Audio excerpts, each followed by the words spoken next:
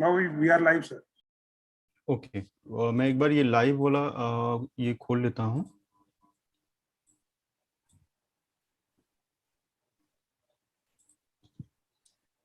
Okay sir.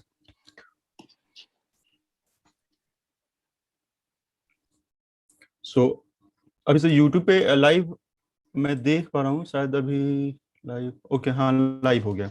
Okay yes sir we are live. So dear friends, I'm Chandan, a member of the organizing committee of this FDP program. Hope all of you, your family members, friends, and relatives are doing very well. My good wishes and prayers are with all those who have been affected by the COVID-19 virus for their faster recovery. I would like to mention that I'm quite inspired with the commitment and dedication of our convener for the course, Ms. Bhavna, who, despite being affected by COVID-19, is leading the team in organizing and smooth conduct of the program. I would also like to take this opportunity to thank our college principal, Sri S.P. Agarwal sir, and Vice Principal, Sri T.K. Misra sir, for giving me this opportunity to being a part of the program. I am thankful to the organizing team for putting tremendous efforts for organizing this event. I'm also thankful to all of you to attend this program during such a challenging time. As you know, today is the second day of the 2-week refresher course. Yesterday, we had an inspiring and enriching inaugural lecture by Professor S.P. Agarwal on the relevance and challenges of National Education Policy 2020 in India. He covered both the normative aspects and positive aspects of the NEP 2020 extensively. For today's and coming session, there is a request.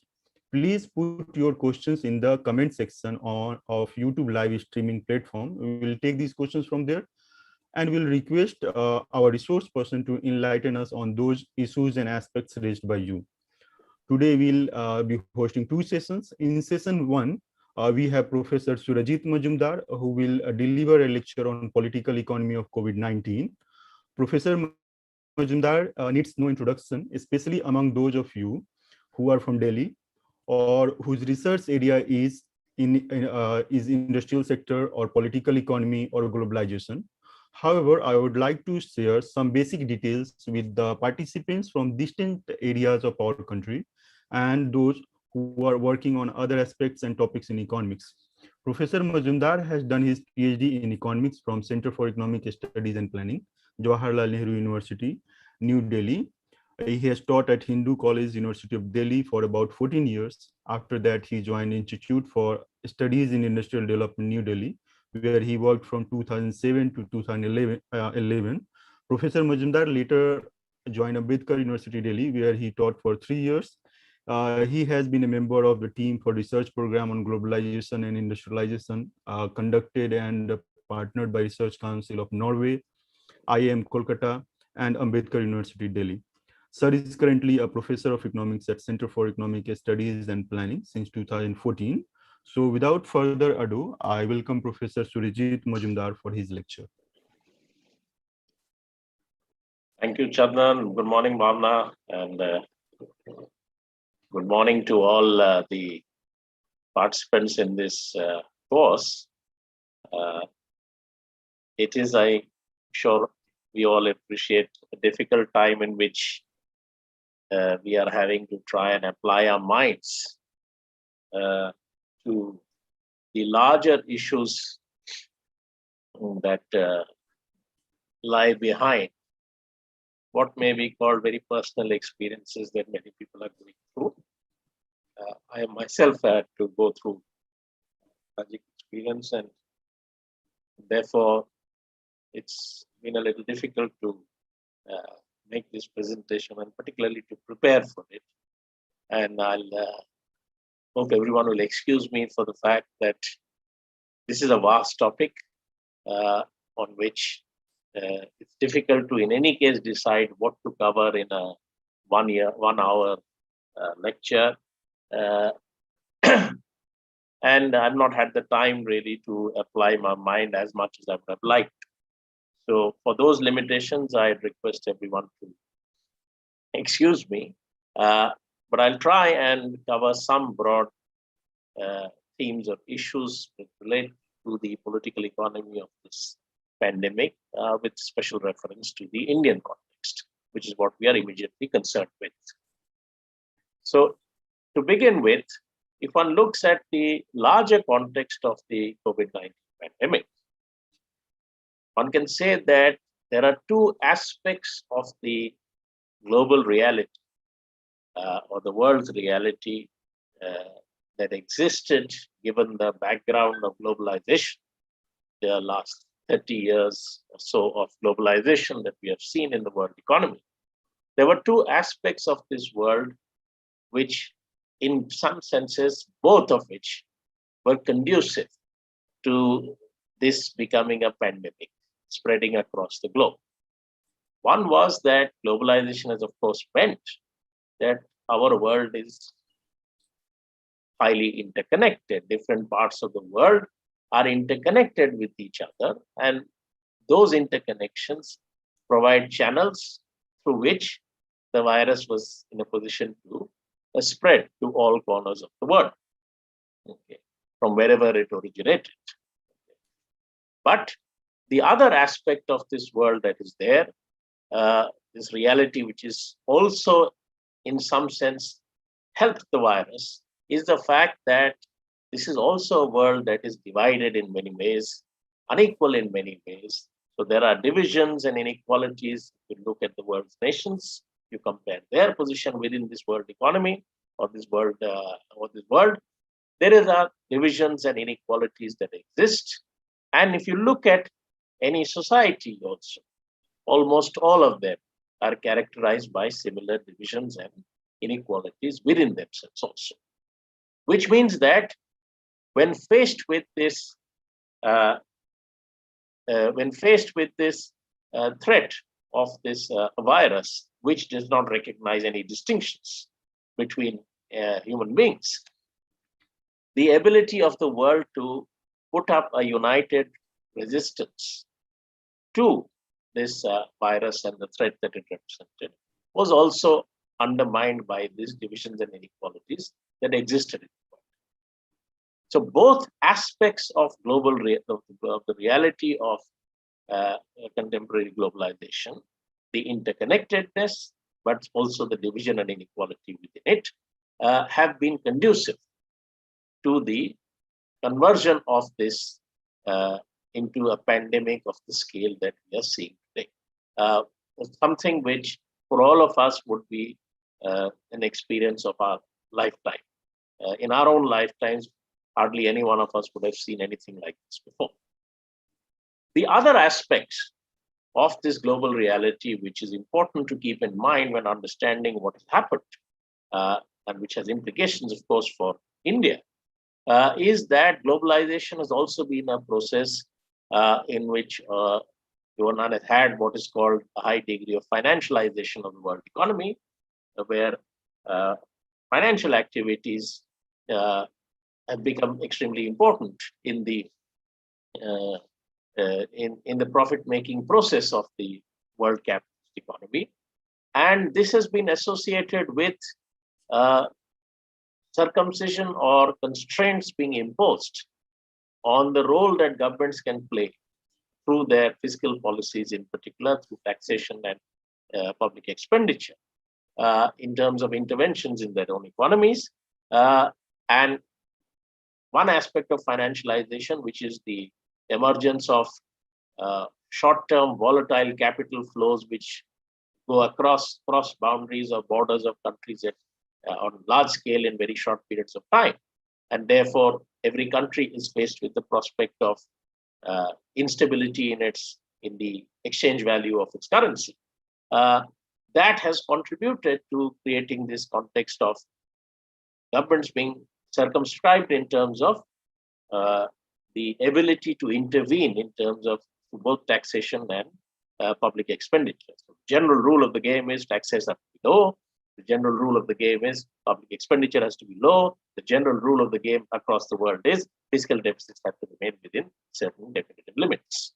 Okay, this has meant, of course, that this has also facilitated increasing privatization of economies, and in particular, privatization of the privatization and profit-oriented systems of delivery of even basic public services, which often traditionally would be considered the preserve of the government. The health system that has had to respond to this pandemic is, of course, one of these. So from beginning to end of that system, if you see across the world, it is far more privatized today, far more commercial or profit-oriented today than it used to be, say, 50 years ago. So you have a privatized pharmaceutical industry, you have a privatized healthcare system, you have health insurance as the way in which people finance their healthcare requirements, which are often private. Okay, so there is a high degree of privatization and commercial orientation that is there in this process. One of the areas where one can think of what is the implication of that is what is currently under debate is the question of vaccination. That so many different vaccines have been developed. We celebrate the fact that unlike what was the case several years ago when major pandemics hit, very different from the 1918 Spanish flu, we have a situation where we are able to develop vaccines against the virus in such a short period of time. And several vaccines have been developed or are in the process of being developed. But the knowledge of the vaccine is not sufficient, and knowledge is also property, intellectual property. And so far, the world has not been able to, and the logic of power in the world has not been able to be dislodged to the extent that even the know-how for vaccination is not being treated as a public good. It is private. It is not that even when the know-how exists, it is not possible to access or use that particular knowledge freely to produce vaccines which can vaccinate the whole world, even though all scientific evidence reflects the fact that the vaccination process to be meaningful and successful, the whole world needs to be vaccinated. You cannot. So so you see the effects of some of these in the response to the pandemic, and of course, delivery of healthcare to people, the issues that so many are facing, including in this country, are in some sense related to these aspects of the global economy. Now, the global economy, of course, then in response to this pandemic, okay, there are two different kinds of impetuses you can say that was generated by this global context, okay, which are both products of that condition, but at the same time are contradictory in nature, and you see the play of both of these forces at work. So on the one hand, here is a pandemic which everyone recognizes requires a collective response. It is a pandemic that is affecting every part of the world. It is a pandemic that has produced one of the biggest crises one has seen in the post-Second World War period in the world. The sheer force of that crisis and the conditions that emerge, in a sense, force at times impose themselves or tend to impose themselves over all the divisions and inequalities that may otherwise exist in society. So that is one kind of impetus you can see that is emerging, that has emerged from the pandemic. That divisions and inequalities that might otherwise have been more important in other contexts tend to at times get subdued in the face of the pressures that come from this crisis. At the other end, you have the impetuses where all those divisions and inequalities also tend to get at times exacerbated. So you have a condition or a context in the world in which you have also a reality in which the normal processes, on the one hand, you can see in the world conflicts between countries, for example. There's been such a sharpening of conflict also that has happened in the period of the pandemic. So it's not been that the world has been united. Okay. Even though at some level there is cooperation also happening in trying to deal with this crisis. If you look at within society, uh, once you have inequalities that exist, the crisis is an opportunity. If crisis is an opportunity to get over the divisions and inequalities that we inherited from the pre-pandemic period, the crisis is also an opportunity for those who are in control of the power in society, in countries, to advance their own interests, because the normal processes of any challenge to those are weakened by the context of the pandemic. So in general, people across the world, in terms of their expectations from their governments, have been in this period far more reliant on governments responding themselves to the needs of people, then being in a position to exert the political pressure required to induce that response from the government. So if you have restrictions in countries, you have restrictions on gatherings, you have so many other things. So normal channels through which people in any country would be able to exert pressure on their governments to respond. Many of them have not been able to work properly in these conditions of the pandemic. And therefore,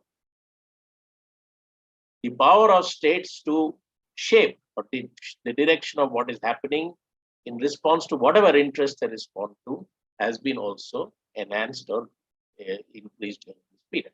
So there is an anti-democratic element in the context created by the pandemic also. And we've seen the play of these in country after country during this period. So this is the larger global context within which one must place what has been happening in India. Okay.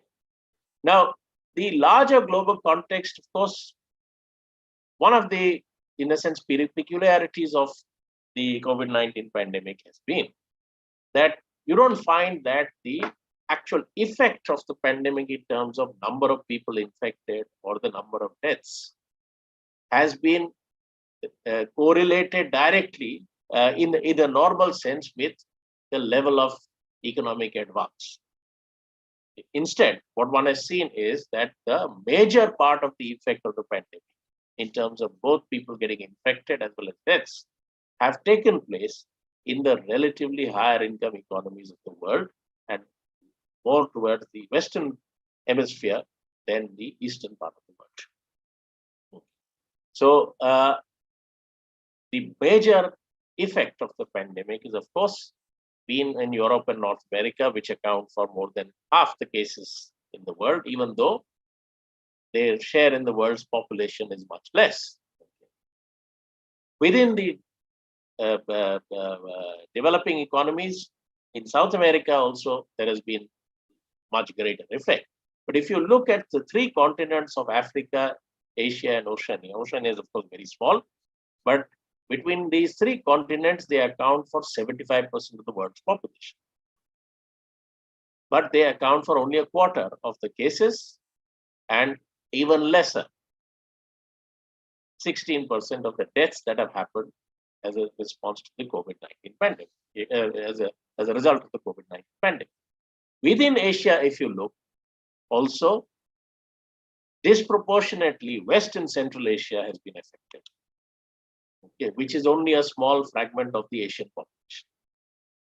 More than 50% of the world's population is in South, Southeast, and East Asia. In that particular region, the effect of the pandemic in terms of cases and deaths seem to have been relatively less. And within this region, what stands out is India. India accounts for the major chunk of the cases in this particular and deaths within this broad region, so if you take South Asia, Southeast Asia, East Asia, Oceania, and then this side Africa. In this broad region, you find that relatively the cases and deaths have been less, but India is in a sense, the standout. Of course, it accounts for a significant part of the population also. So that you've had this effect. So if you look at the Indian case then, if you compare it with the West, it appears that the effect of the pandemic has not been that much. So of course, currently, India is accounting for a very large part of because India is now facing a surge when many other countries are on a downward trend. So if you look at the cases yesterday, India accounts for 43% of the world's cases yesterday. It accounts for almost 28% of the world's deaths, COVID deaths that took place yesterday. But you can say that as far as India is concerned, what its kind of geographical context, its economic condition, the demographic structure of its population, whatever that would dictate, when you place it in a global comparative perspective, India's has been, in that sense, relatively one of the, amongst its peers, relatively more severe incidents of the pandemic has taken place in India. And this can be seen, this is before the current surge. This is about a little over a month ago. So if you look at even, if you take into account the population, if you compare India with countries in its broad region that I was describing, you find that both in terms of deaths per million as well as cases per million, India is right at the top. And there is no country which exceeds India in both, except for tiny Maldives, which is not part of this particular graph, which of course doesn't have even a million population. So you can see here that across a range of countries, which are, India is a low middle income country, but the countries in this list are across the economic spectrum, some below India, some above, and in countries like, of course, Japan and South Korea, almost, which are advanced country levels. This whole range exists across the economic spectrum, but within them you find that India has been one of the worst affected by the pandemic. And one of the questions that does this just throw up is why that is the case. Even though we have the largest rural population in the world, which normally one would tend to expect to be less affected. But where you see the inequalities of the world really showing up very strongly is with regard to this vaccination process.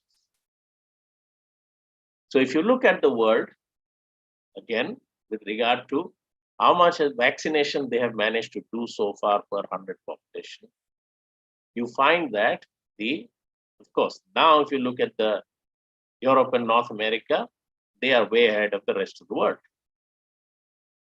And some of them have problems about the efficiencies with dealing with the thing rather than really a problem of inadequate availability of vaccines. So North America and Europe is way ahead of the world. Countries like the US and UK are way ahead of the world. Compared to them, Asia is far behind. The Asian average is far behind. So is and the African average is, of course, very, very low. Very little vaccination has happened in Africa. But in Asia, if you see, then the countries generally, which have had a high incidence of the epidemic, some of them have managed to actually vaccinate. So Israel and UAE and all have vaccinated large portions of the population. And some of the countries which are actually below India are countries which, in general, have relatively low incidence of cases. India has done a little better on vaccination than some of our Asian counterparts, but when you place that alongside the situation of the number of cases and deaths it has had and is having, that gap between the level of vaccination and the requirement of quelling the pandemic is perhaps greater in India's case than many of the other Asian countries, which are not facing the same scale of the pandemic as we are facing at the moment. Okay.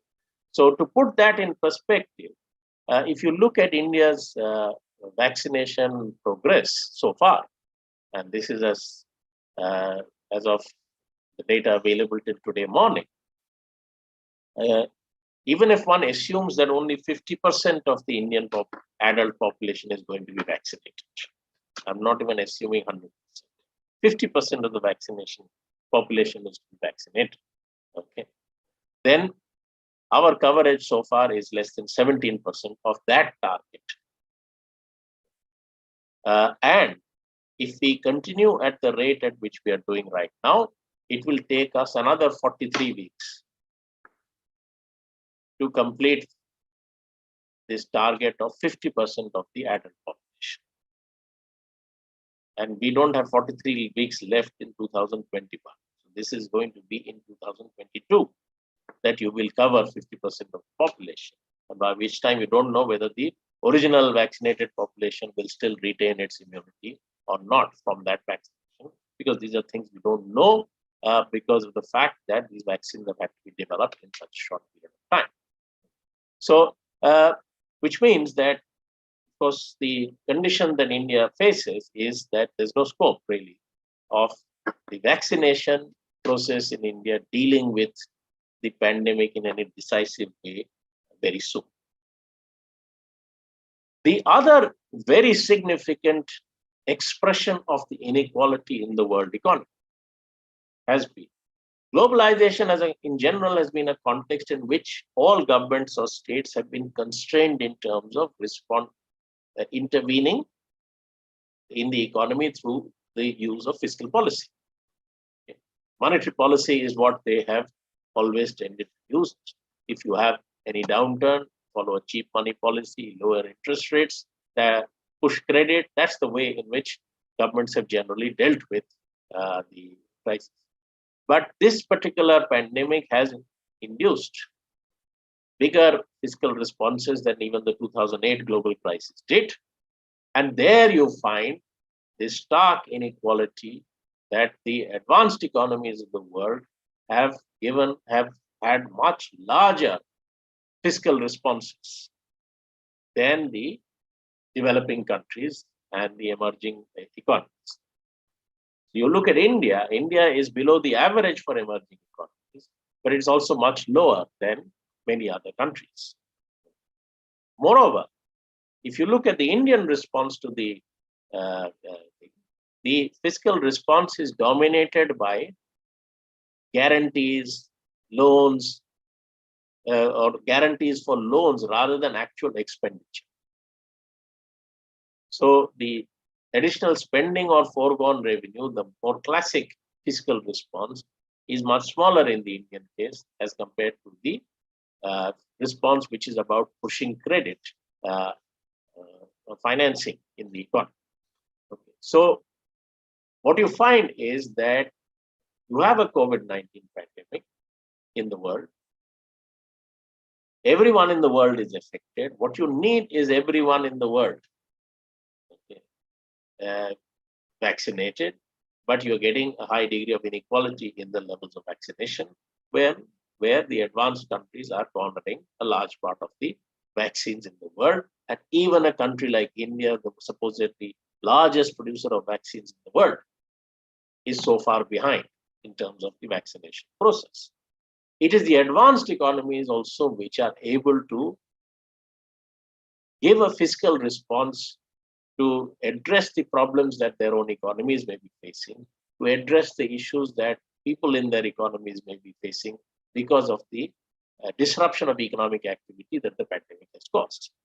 Developing countries or emerging countries in general are not being able to, not been in a position to give a response of the same kind, indicative of the fact that the constraints that they face in a world, in an unequal world, are much more stringent than those that the advanced economies face. But if you look at a country like India, which has had one of the biggest economic shocks biggest economic contractions as a result of the attempt to contain or control the pandemic. Okay. So the economic contraction, the loss of incomes, the loss of livelihoods is massive. But the ability to support the economy and to support people in that particular context is much more limited. Actually, you could say that when a country is unable to, if a country chooses or is unable to respond fiscally in a big way, then it is also becomes, in terms of its strategy for dealing with the pandemic, much more reliant on administrative measures like harsh lockdowns, rather than measures which involve expenditure of resources. Okay, so that you can have a paradoxical situation that of the kind that you've seen in India, where one of the worst economic contractions has happened. Okay, and yet India is not right at the top in terms of the number of cases and deaths that have happened, but the economic contraction is massive because the context produces a tendency to use administrative measures with a far greater disruptive effect, and at the same time limits the ability to support the economy in such a in response to that disruption. So what you will get is a tendency for an exaggerated effect on the economy, and perhaps that's what one of the things that we're seeing in India. Of course, a lot of people are talking about the fact that India is going to bounce back and become one of the fastest growing economies in the world. Because this was the story till a month back. Now people are a little reluctant given the situation of that is happening across the country today with regard to the surge in cases. But even if you look at those projections of the bounce back of the so-called V-shaped recovery in India, it would actually be a bounce back which would take India in 2021-22 to a level of GDP, which is where it would have reached had it grown at 2% per annum in the last 2 years. It would still be below that. So you're not really going back to a pre-COVID trajectory, even if this thing happens. Rather, it would be to a much lower level, as if your economy was just stagnating. Is that level that you would be going back to, even if you get this spectacular 12 or 13% GDP growth rate in 2021-22, and the prospects for that are becoming increasingly less because of the fact that we are now in the middle of this huge second surge of cases, and restrictions have had to be imposed again in several parts of the country. But this economic context in India, of course, is coming in the background of an already slowing down process of the economy, which even the new controversial new GDP series has not been able to conceive. So what we are going to see for 2020-21, this -8% that has been projected, is going to come in the background of a steady process of decline in the GDP growth rate. It also comes in the background of a consistent trend of the employment crisis, where the proportion of the population which is employed has been steadily declining. Okay.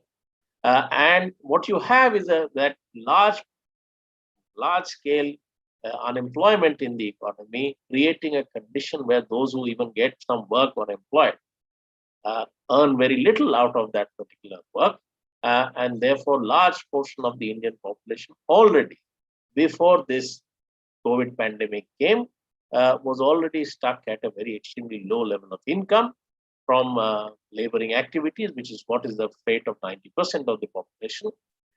Their average earnings, which are listed here, were actually very low already, and it is on these low earnings that they are facing the disruptive effects of these on the economy of the pandemic. This has also meant that we have been a society in which, because of this condition, that there's large reservoir of unemployment, it's a surplus labor economy permanent. There is no condition in the labor market which allows for any pressure to be exerted for wages to and returns to labor to go up. Therefore, the benefits of much of that growth tend to get concentrated at the top. And this has been the process underlying the increase in inequality in India, very, very sharp increase in inequality, where the top 10% of the Indian population now corners more than 56% of the total income that is generated, and the bottom 50% has to make with less than 50%. Okay. So this trend has been consistently there even before the particular pandemic. And now if you look at what impact does the pandemic have on this particular condition.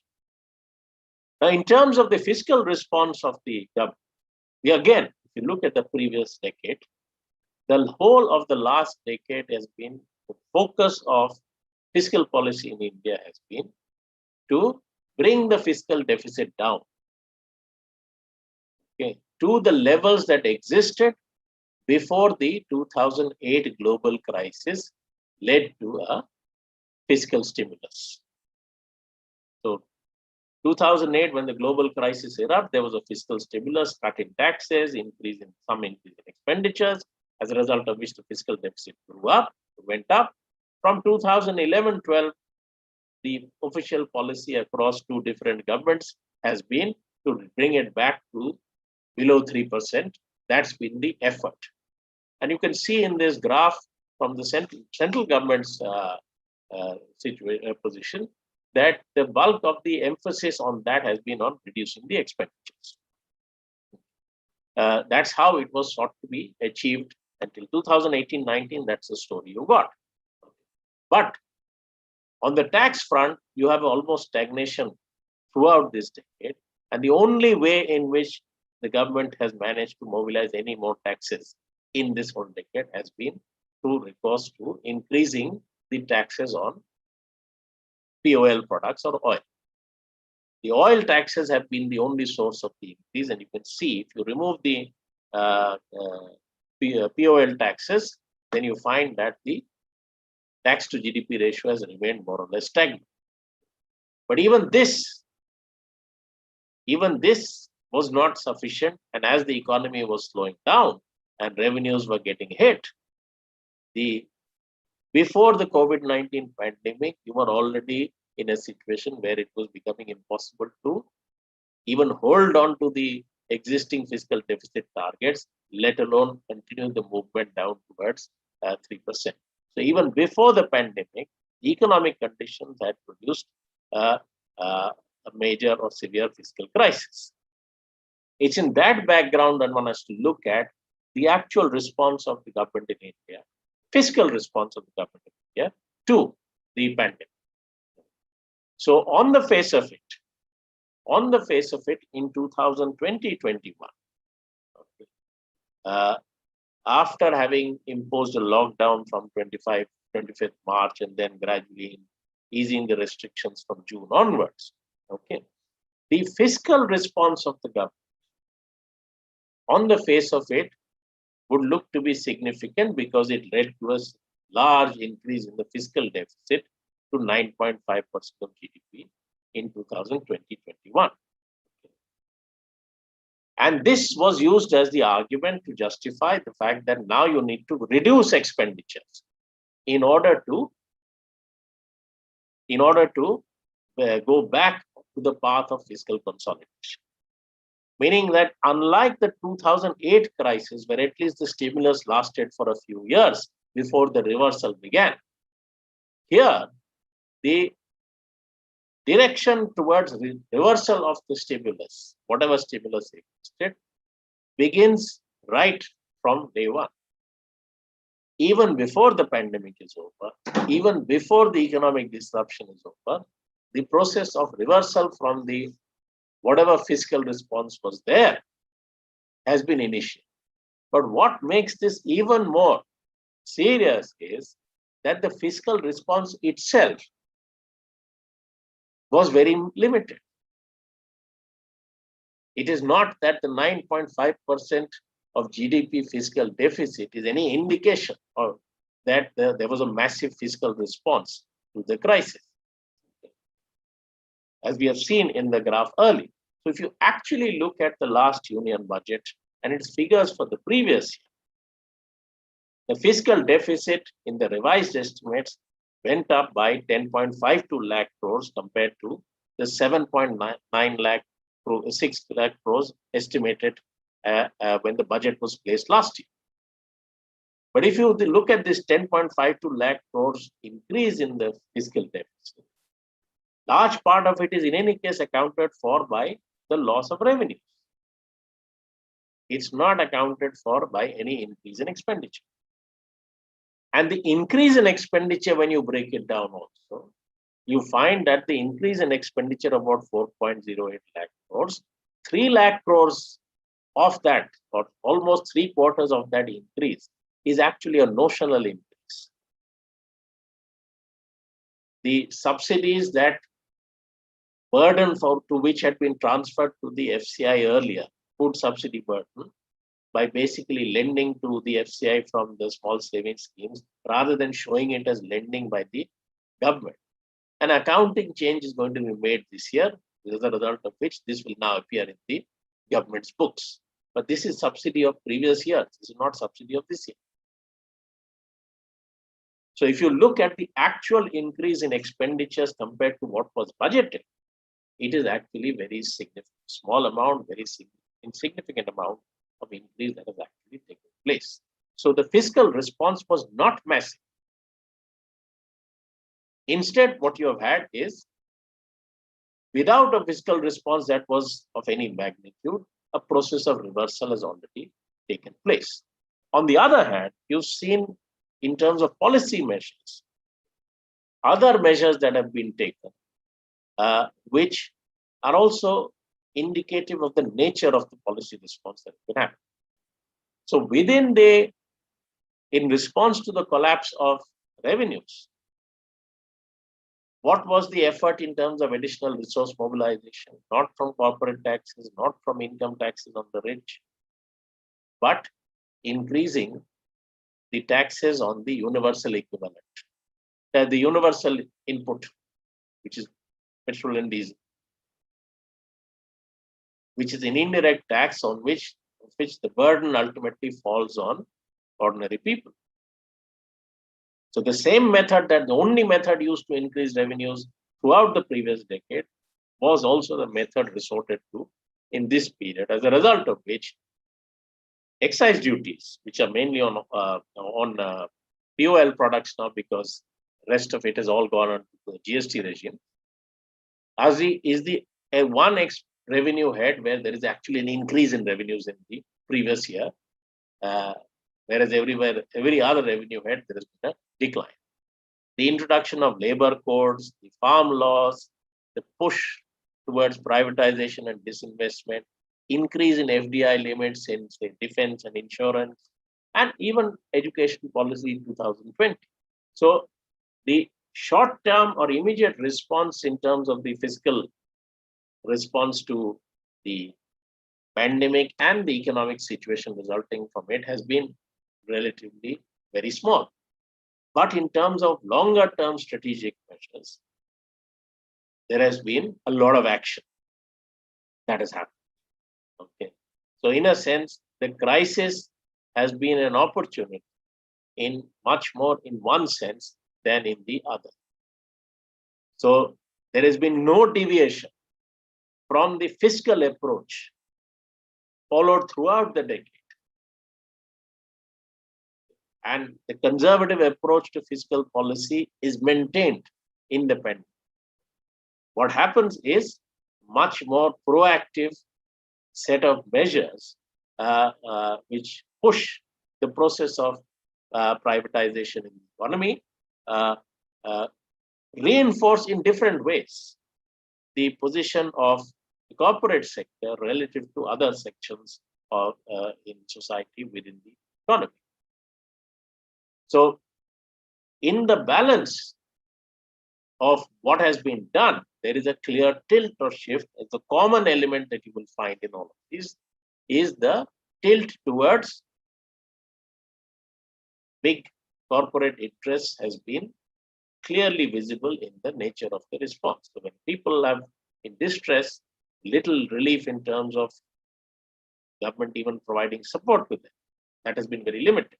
But there has been much greater action on these fronts in terms of pushing the balance within the economy. So restructuring the economy in ways in which private capital's interest will be actually reinforced, strengthened.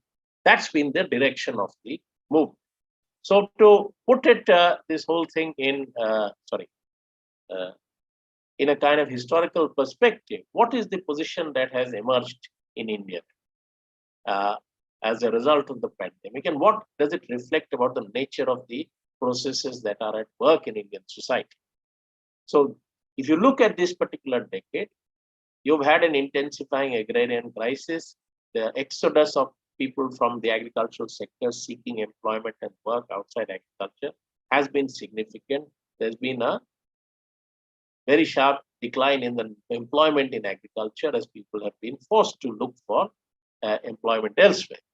But a large part of this movement out of agriculture is being absorbed in different kinds of unemployment or underemployment, not in actual employment being generated elsewhere. You've had a large number of people. So the proportion of the population, as I showed earlier, being employed is in decline. And those who are employed, their earnings from that employment have also been stagnating for a long period of time. Okay. So that has meant that large sections of the Indian population is stuck in a low income trap. That has had an effect on the larger macroeconomic context because it remains a severe demand constraint exists within the Indian economy because too much of the population is outside the market, unable to create a demand. And their inability to create a demand means that production activity also does not generate enough employment to absorb this large number of people. And this is now had already started affecting the investment process in the economy, and affected even profits in the economy were under pressure because of this fact. So that was the slowdown that we were seeing before. So the crisis that large portion of the Indian population faced of livelihoods and employment, that crisis was becoming generalized in the sense that every sector of the economy, every segment of the economy was facing difficulties. Now, if that is the case, you have a condition in the economy where its expansionary impetuses are getting constrained or limited. Then those powerful interests who are the beneficiaries of the unequal distribution of wealth and income, and particularly those interests which seek to make profits, because that's a process that has no end. It always seeks to expand itself. Those segments, for them, this particular context has meant an increasing pressure from those segments of Indian society. The powerful interest minority which controls economic resources in India, increasing pressure to open up a larger part of the economy to their encroachment because their existing activities are not providing sufficient scope for expansion. And you can see the crisis created by the pandemic being, in a sense, converted into an opportunity for advancing that particular objective. All the major policy initiatives have been, in a sense, opening up of such opportunities. This condition or the requirements of this particular process, because it does involve a sharp conflict of interest between what is a minority, but a powerful minority in Indian society, and the large majority of the Indian population. Okay, that has been the requirements of that has provided the thrust towards increasing authoritarianism and political management of that through the promotion of a religious nationalism and cult of personality. Okay, which provides the ideological kind of backing, political backing to a process which essentially is increasingly authoritarian, where the interests of the increasing inability of Indian democracy to reconcile the conflicting interests of a small minority which is in control of economic power and a large majority, which of course constitutes the large part of the electorate, the inability to manage these contradictory interests have made for a push towards a more authoritarian kind of political regime. And you can see the effects of that in the nature of the response to the COVID-19 pandemic. So much less the humanitarian crisis produced by the pandemic induces less of a response than in a more democratic context would have been forced on governments. Okay. That's why the fiscal response is so measly. On the other side, the response using of this opportunity when people are not in a position to even protest easily to push for further tilting the balance in the economy in favor of those who are already control of large parts of the economic resources and assets. That push is also reflecting the same logic. And it is the logic of that particular process also that you get measures of particular kinds. Okay. There's a parallel that you can draw between lockdown and demonetization, both producing extremely disruptive effects on the economy. But there's a certain dramatic quality to them, which lend itself to creating a perception of decisive action by a leader. So using such options rather than resource-backed options to deal with the pandemic, okay, are also something that flow from the logic of that particular context. The implication of that is, of course, that on the one side, in relation to the pandemic, you see now the effects of some of these, that in the absence of any resources being committed to dealing with the pandemic, you are left helpless in the face of the second surge. Okay. And it's already too late to be able to stop many of the things that are going to happen, many of the tragedies that are going to unfold.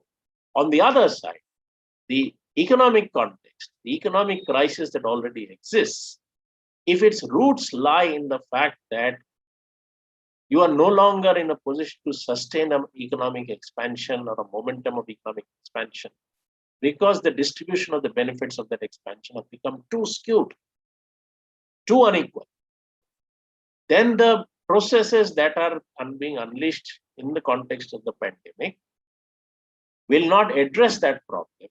And therefore, the economic crisis also is tending to get pushed into a deeper crisis. So we are seeing tendencies towards aggravation towards a deeper crisis. But things like the farmers' movements and all of that are also indicative of the fact that there will be different kinds of responses from different sections of the population to this. So no matter what, however formally authoritarian structure you have, there will still be a political contest that will take place. Different sections of the people will respond and react in different ways to this context. And there will be a contestation that will take place in the coming days, which will then decide finally which direction India is going to go to. So with that, let me stop and take a few questions if there are any. Yes, sir. We have received several questions on your lecture. First of all, I would like to acknowledge that they have appreciated your lecture very much. I mean, a lot of participants have put such messages. There are some questions that I have collected, and they are a wide range. Covering a wide range of sector and aspects, as you have covered in your lecture. I will try to put some of those questions here. For example, Surendra Mehar has asked, Sir, so do you think that the huge rise in unemployment is due to lack of localized employment in rural areas and a stagnating manufacturing sector even before the COVID crisis? And what is the way forward? Another question asked by Anu Suraj and Santosh Kumar is, which sectors of our economy are likely to recover faster and which are slower?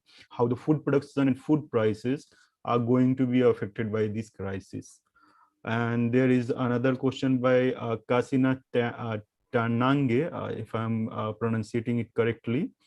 China's COVID cases are lower as compared to India. What can we learn from China's policy in this context? There is another question on the politicization of vaccination. So Kulinder Kaur and Sanjay Mahajan asked how appropriate and political the vaccination drive by the government is at current time. There is another question by Puspa Verman. And her question is related to FDI. So, what effects the pandemic will have in the post-pandemic era on FDI policy of government of India? And another question is related to banking privatization that is very much in news nowadays. So how the drive for privatization of banks is going to affect the economy during this pandemic period and post-pandemic situation. And there are a wide range of questions. Should I continue asking them, or would you like to respond to them, and then I will continue? Well, let me do one thing. Let me try and respond to all of them together because how much time do we have? Sir. So there are basically how much time do we have? We have like half an hour. We'll start Professor J.J. Thomas lecture at 12:30, and it is 12:01. So we have like 15 or 20 minutes time. So as you said, sir, I can like add one or two more questions, and then you can. Yeah, you could add a few questions, and I'll try and take them. Those questions which can be taken together, I'll try and take them together. But you have given me roughly about 6 topics to speak on. Yes, sir. They are very vast, sir. I think many of these topics will be covered while we move forward in this program. And so you can like give your brief or like whatever you would like to share on that with us. So I'll respond. I'll respond. If we have half an hour, then there's no problem. Okay, sir. Okay, thank you very much, sir. So Siva Sakti asked, what should be the policy focus of government in post-pandemic era? So the policy change. Neha Paliwal asked this question is related to population of India. So her question is, what should be the correct measure to help unemployed people in this crisis? Okay, that is a big issue.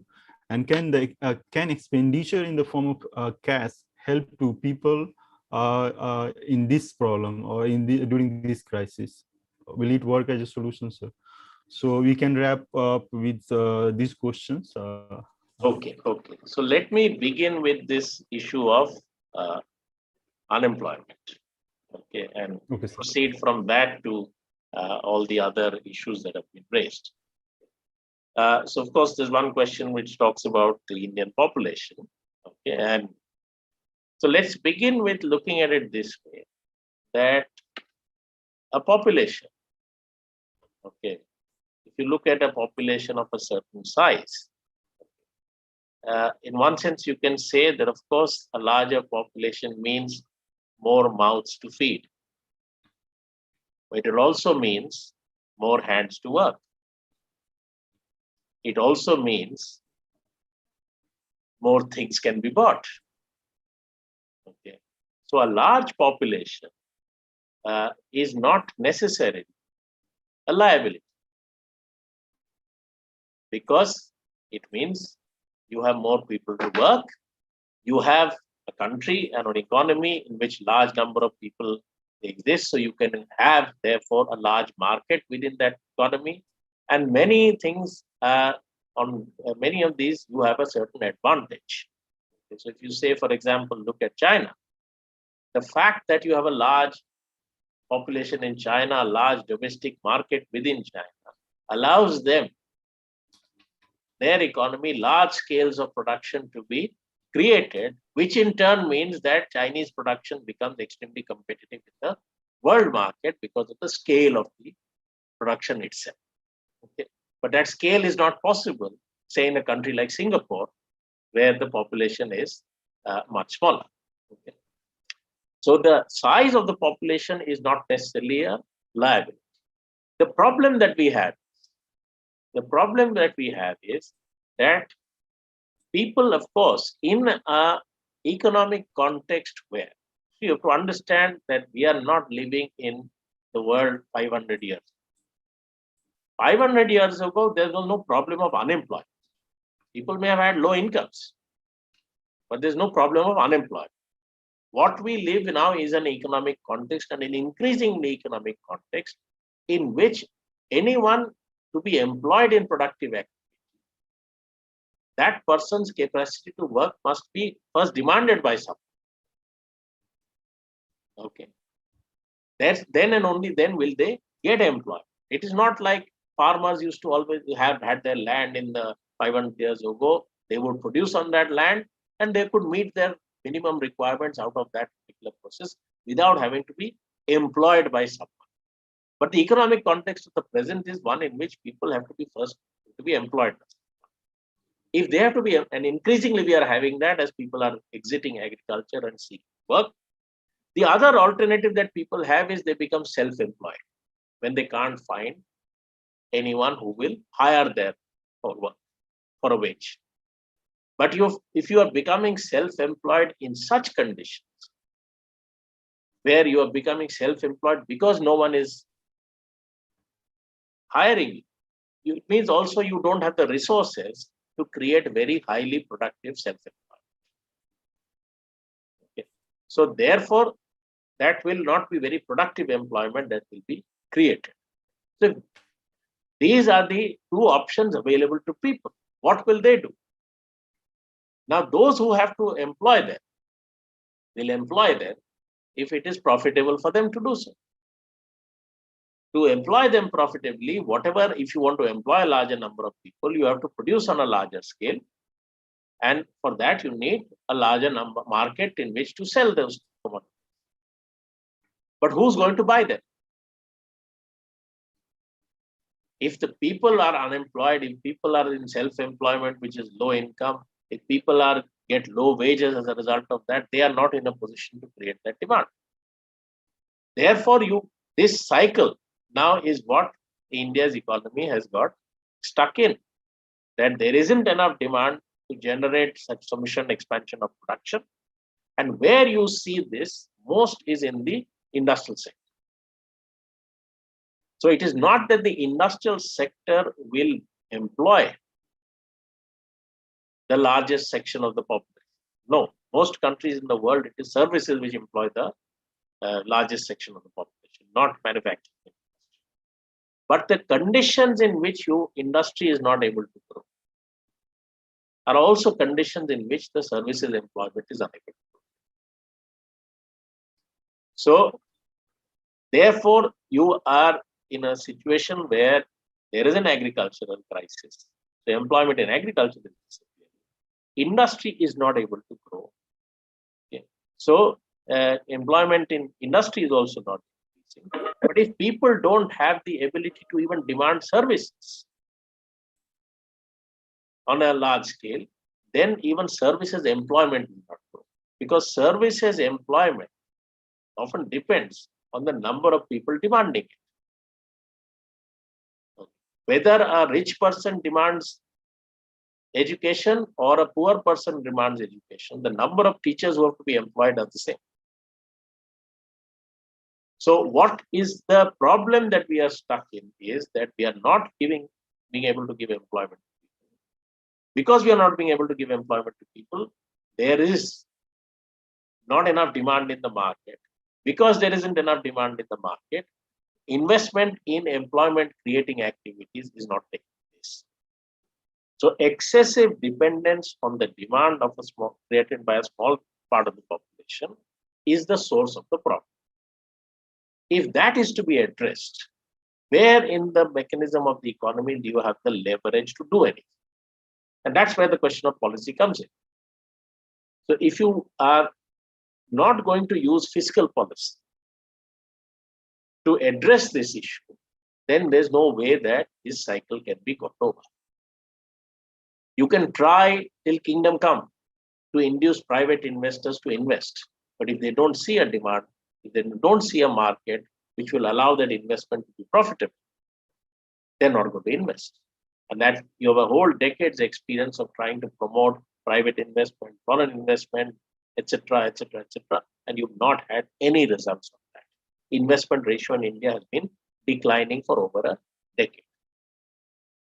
So if you constrain yourself in terms of the use of fiscal policy, you can use fiscal policy to address some of the inequalities that exist. And of course, you can use fiscal policy to expand some demand in the economy, which starts off the multiplier process by which further employment, etc., and all this is generated. So the policy, policy therefore has to be thrust in that. In the absence of that, what the pandemic will perhaps do is to affect. Agriculture was already doing badly, industry was already doing bad, but even the services which were doing relatively better, because a lot of services depend on much closer human contact. Okay, many of the services will also start facing special problems because of the pandemic, and until you have been certain that without people observing severe restrictions on what they do, you can keep the pandemic, keep the virus in control. Until that time, all those services will continue to face difficulties. That prospect, that scenario is still very far away, because it depends on vaccinating a large portion of the population, not just in India, but the whole world. It depends on that vaccination being effective against all new variants, etc., etc. So there are a lot of uncertainties about that. But what is certain is that in the absence of any kind of adequate fiscal response, it will be, which is expenditure oriented, it will be very difficult to address these issues. So I think that covers a set of things, including the question about FDI. FDI is not going to solve this problem.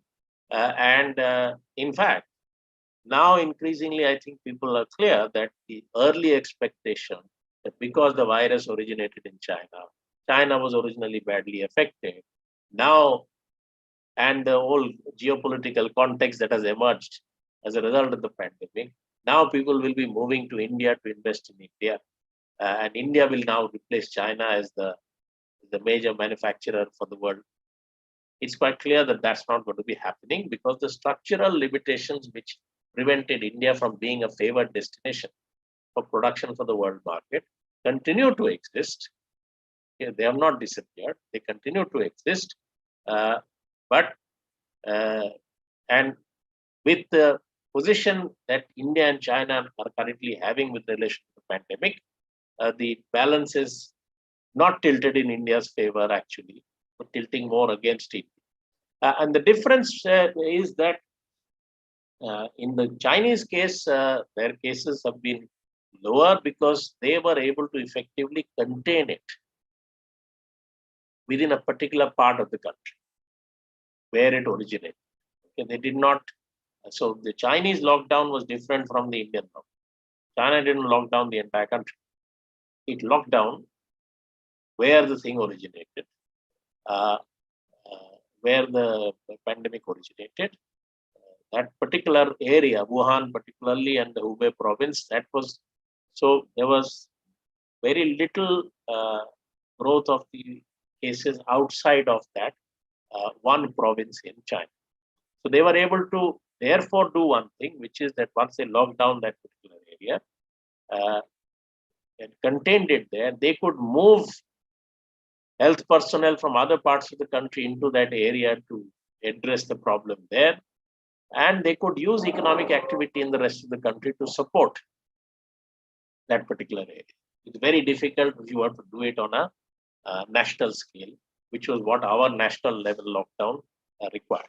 The other thing was that which is about the commitment of resources, that China created this large testing capacity, which allows them to test massively as soon as there's any outbreak and to quell it wherever it comes by quickly identifying the number of people who are infected and isolating. That system in India completely collapsed in the first wave itself. because of the fact that we didn't have the testing capacity scale or the personnel to be able to do that. And going forward, we are now going to be facing this problem that your health personnel now have a triple load. They have a load that arises from this surge and the very large number of cases of people requiring medical care. You have a second load, which is associated with all this process of contact tracing and all of that to quell this particular epidemic. And you have a third load, which comes from the vaccination process.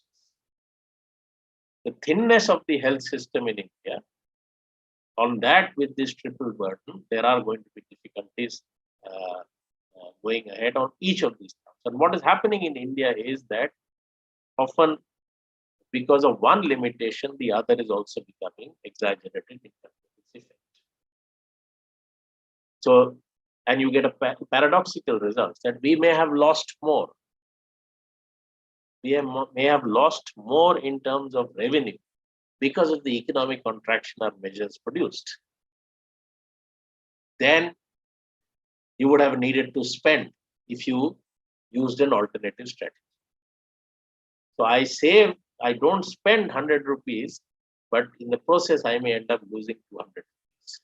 So that's the kind of problem that India has been facing. With regard to banking privatization, I think I have, broadly speaking, covered that what the increased privatization of the system will, of course, make it increasingly difficult to address some of these questions.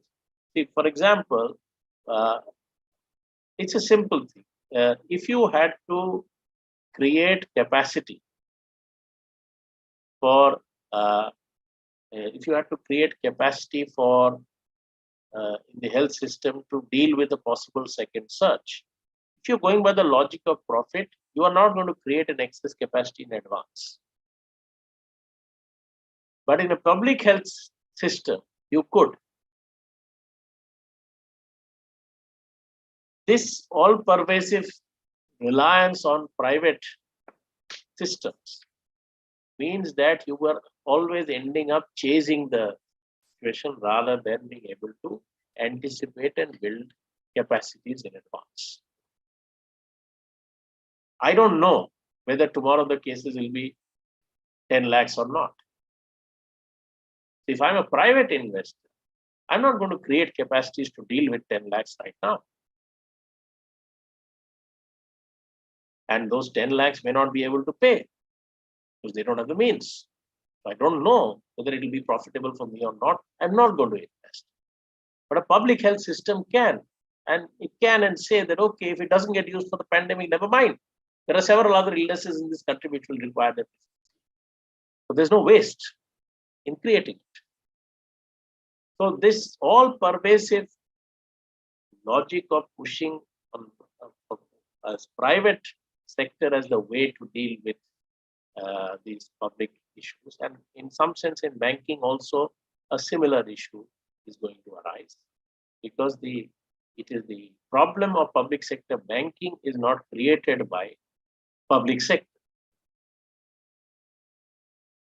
The non-performing assets are of borrowers in the private sector. So the problem is created when you push public sector banks to finance or bankroll private investment in infrastructure instead of doing public investment in infrastructure. So the same kind of problem arises even in banking, and the increasing push towards privatization in banking is likely to create a more fragile financial system than we currently have.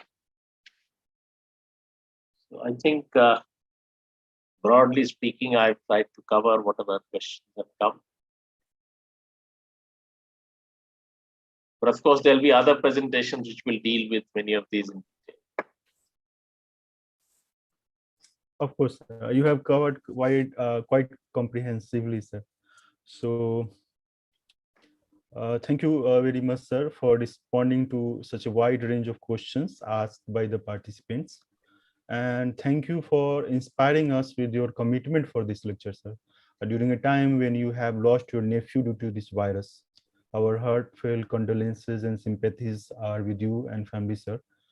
Uh, the lecture has been very informative and insightful. We learned several macroeconomic aspects of this COVID-induced crisis, not only in Indian context, but in the global context as well. I'm sure that participants are hugely benefited from this lecture, and they will pick several issues you have highlighted in your lecture and do further research on them. Thank you very much, sir. Thank you. Thank you so much, sir. It's always a delight to hear your lectures, sir. Thank you. Thank you. Thank you to all the participants also for their patient hearing. So, Thank you, sir. Sir, Ravi, sir, can we stop the live on the YouTube? Um, Should we?